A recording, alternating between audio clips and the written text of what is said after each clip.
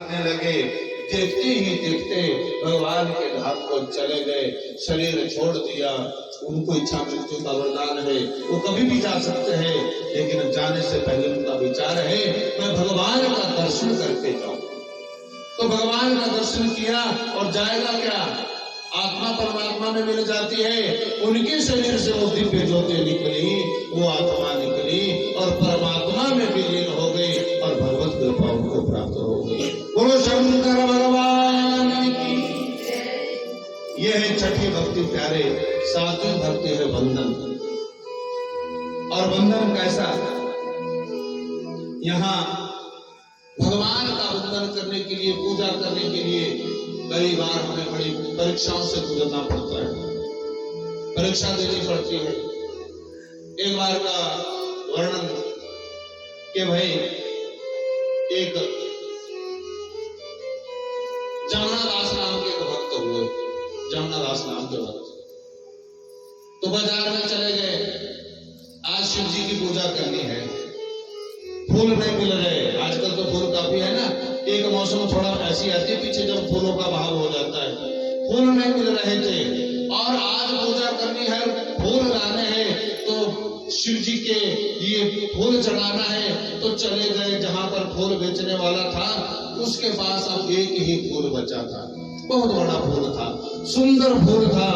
और जैसे ही वो आया, बोले महाराज ये फूल मुझे चाहिए। बोले कितने का है? बोले 5 रुपए का है। अच्छा महाराज लो। ये 5 रुपए अभी निकाले ही थे और उसी समय एक और भक्त आ गया वहां पर, अरे भाई ये फूल मुझे चाहिए। अब ध्यान से सुनना, वो जो दूसरा भक्त था उसके लिए वो फूल अपने भगवान को नहीं दे रहा था, अपनी मासूका के लिए देना था।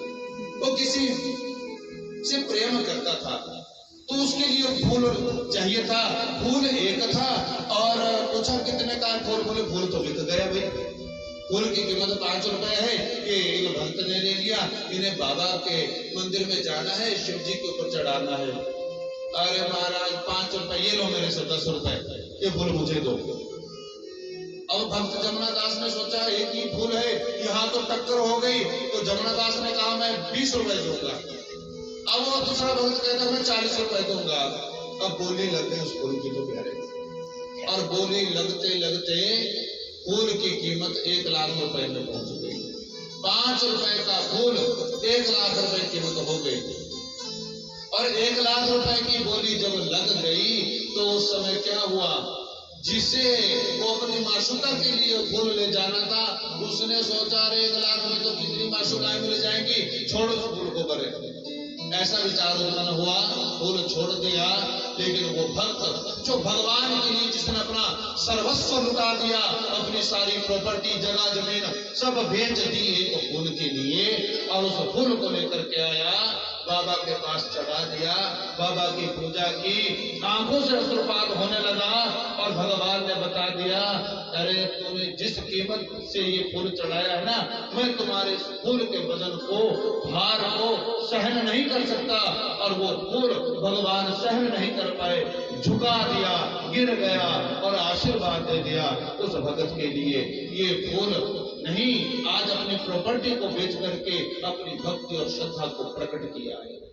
बोलो शंकर भगवान की। ना अन्य दूसरे के लिए कोई स्थान नहीं है। ऐसी भक्ति जीव जब करता है, अनन्य चिंतयन्तो मां ये जनहा पर्युपासते तेषां नित्यायुक्तानां योगक्षेमं वहाम्यहम्। भगवान कहते हैं ऐसे भक्त का मैं योग और क्षेम का वहन स्वयं करता हूं। बंधुओं, अगली 8वीं भक्ति है सख्य। भगवान को सखा भी बना सकते हो। द्रौपदी ने क्या बनाया? सखा, मित्र, यार। कृष्ण भगवान को यार बनाया, मित्र बनाया। और मित्रता भगवान ने कैसे निभाई? एक बार ऐसा वर्णन आता है, पूरे 16,108 पटरानियों के साथ मिलकर के भगवान बैठे हुए उनके बीच में, और उनकी उंगली कट गई। भगवान की उंगली कटी, सब दौड़ गए पट्टियां लाने के लिए, भगवान को पट्टी बांधेंगे। लेकिन तब तक द्रौपदा ने अपने साड़ी के पन्नों को फाड़ दिया और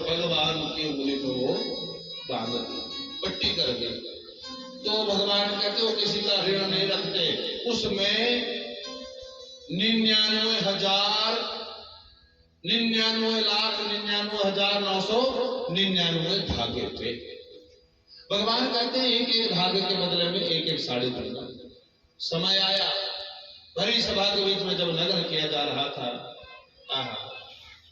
कृष्ण कृष्ण एक नहीं जिसके 5 पति हो, और पति भी कैसे महारथी, जिनका नाम सुन करके सब थर थर कांपते हैं, लेकिन एक भी पति काम नहीं आया, सब सिर झुका करके बैठे हैं। जब पत्नी के ऊपर विपत्ति आई, पति हो संसार का कोई भी जीव हो, उस भगवान के अतिरिक्त इस संसार में हमारा दूसरा कोई सहाय नहीं प्यारे। भगवान ने साड़ियां प्रदान की, द्रौपदी का दुख दूर किया।